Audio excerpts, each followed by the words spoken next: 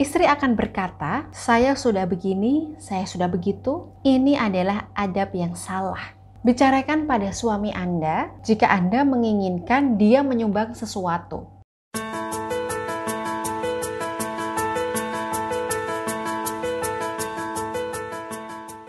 Berbicara kepada suami itu ada adabnya. Kalau orang Jawa yang masih patuh terhadap unggah-ungguh, biasanya istri itu berbicara kepada suami menggunakan bahasa kromo inggil. Biasanya nada bicaranya pelan, halus, merendah, dan menghormati, bukan takut dan merasa kecil.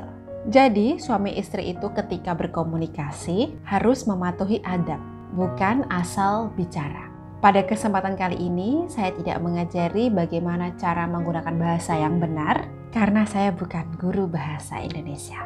Tapi saya akan berikan referensi contoh komunikasi yang tidak beradab pada suami.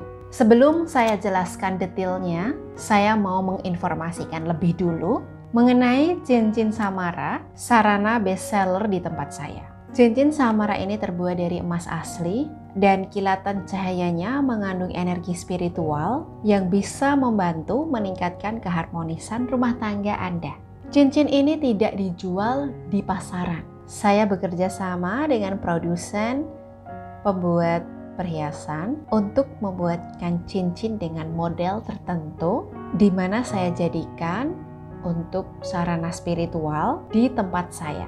Selain membantu meningkatkan kepercayaan diri, cincin samara ini juga membuat inner beauty Anda lebih terlihat dan menguat karena ada energi positif di dalamnya. Insya Allah keharmonisan rumah tangga Anda lebih terjaga melalui cincin samara ini.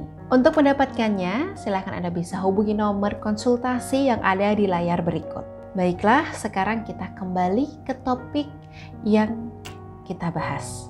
Kesalahan pertama adalah terlalu banyak berinvestasi. Dalam berhubungan apapun, akan ada salah satu orang yang memberi lebih daripada yang lain. Ada yang terus-terusan mengalah, ada yang terus-terusan bertanya lebih dulu dan perhatian. Ada yang membantu dan menyumbangkan energi lebih daripada yang lain. Dan ini biasanya dilakukan oleh istri. Lama-lama Anda jenuh nggak? Jawabannya pasti. Ketidakkeseimbangan ini akan menyebabkan gesekan besar, bahkan bisa menyebabkan perselingkuhan, cerai, atau setidaknya kebencian berkelanjutan yang tidak sehat. Istri akan berkata, "Saya sudah begini, saya sudah begitu." Ini adalah adab yang salah. Bicarakan pada suami Anda jika Anda menginginkan dia menyumbang sesuatu. Jika Anda hanya diam, suami akan menganggap Anda baik-baik saja dengan perlakuannya itu. Saya sudah katakan Mbak Maida, tapi dia tetap saja tidak mau merubah. Kurangi investasi Anda. Kalau biasanya Anda buatkan kopi sepulang kerja, hentikan. Kalau biasanya Anda elus setiap kali OTW tidur, hentikan dulu. Kurangi investasi Anda agar dia sadar Anda sedang protes. Kesalahan kedua adalah mengabaikan perasaan.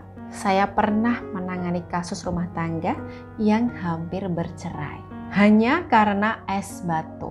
Si suami marah dengan istri karena mengambil es batu yang sudah dia buat tanpa izin. Jadi suami membuat es batu dan istrinya ngambil gitu aja, tanpa izin dan tanpa minta maaf setelah ditegur.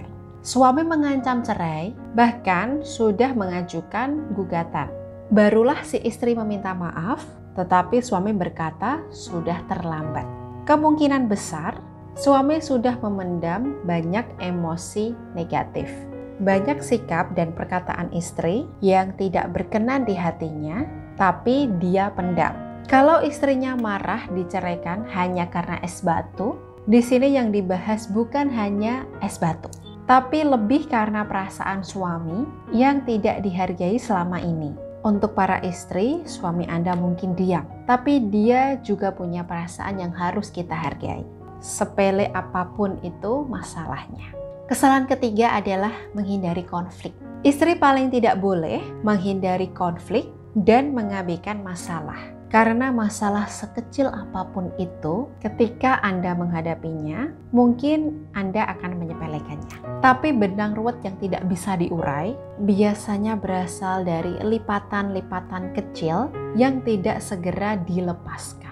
Anda boleh benci pada sikap dan perkataan suami, tapi jangan dipendam. Anda boleh tidak membahas satu hal karena bagi Anda itu rumit, merepotkan, serta tidak penting. Tapi jangan diabaikan. Selesaikan saat itu juga agar tidak menumpuk dan makin ruwet. Kesalahan keempat adalah mengontrol suami. Salah satu kesalahan komunikasi terburuk adalah mengontrol suami. Saat menjalin hubungan, kita cenderung fokus menjadi pemecah masalah. Dari luar, kita tampak memperdulikan pasangan. Padahal di dalam hati kita ingin pasangan bersikap sesuai dengan keinginan kita. Kita mencoba menjadi penasehatnya, dan di situ terselip mantra-mantra di mana kita berharap dia bisa berubah. Saran saya, prioritaskan kenyamanan suami Anda agar cara kita berkomunikasi ini tidak menjadi kesalahan besar kita dan membuat suami tidak betah bersama kita.